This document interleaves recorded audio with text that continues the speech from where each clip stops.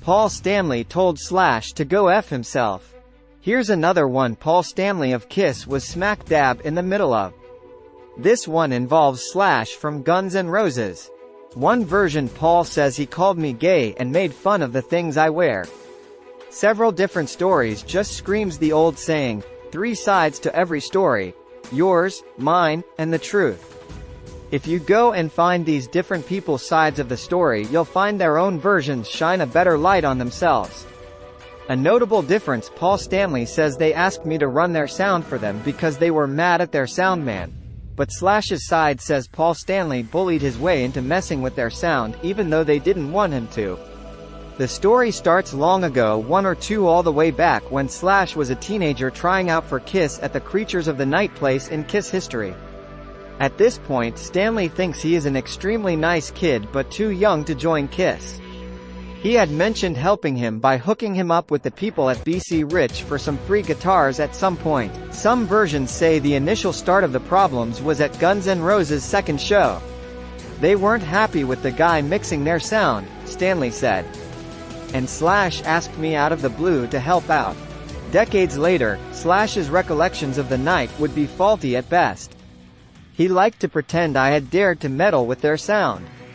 Stanley continued, immediately after my interactions with the band, I started to hear lots of stories Slash was saying behind my back. He called me gay, made fun of my clothes, all sorts of things designed to give him some sort of rock credibility at my expense. Afterwards, Stanley said, he next spoke to Slash a few months later when the Guns N' Roses guitarist called up to see if Stanley could still set him up with those free guitars. You want me to help you get guitars after you went around saying all that shit about me behind my back?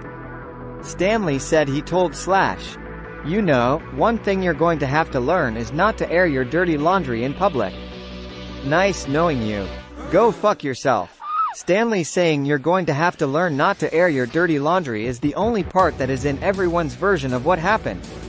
It's said to be written in Paul Stanley's autobiography Face the Music, A Life Exposed, which Slash says he hasn't read. Slash did admit in a video interview that he did say something derogatory, but couldn't remember what exactly he said.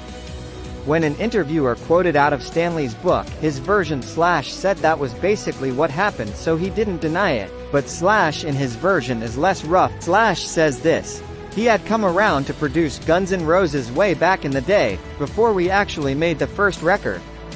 And at some point, we decided we never actually were interested in working with him. But we sort of had him come around because he was Steven Adler's hero.